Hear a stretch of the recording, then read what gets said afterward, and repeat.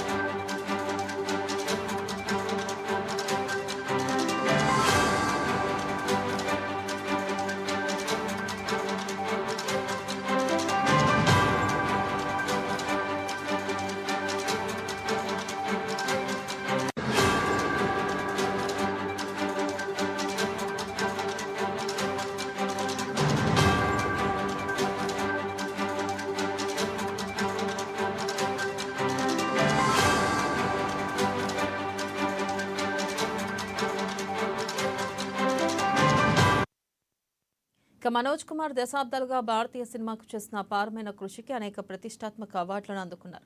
కేవలం నటుడు, దర్శకుడు మాత్రమే కాకుండా చిత్ర పరిశ్రమలో స్క్రీన్ రైటర్, గేయ రచయిత, ఎడిటర్గా ఆయన తన ప్రతిభను నిరూపించుకున్నారు. భారతీయ సినిమాకు ఆయన చేసిన కృషికి గాను కేంద్ర ప్రభుత్వం 1992లో పద్మశ్రీ, 2015లో ప్రతిష్టాత్మక దాదా సాహెబ్ ఫాల్కే అవార్డుతో సత్కరించింది.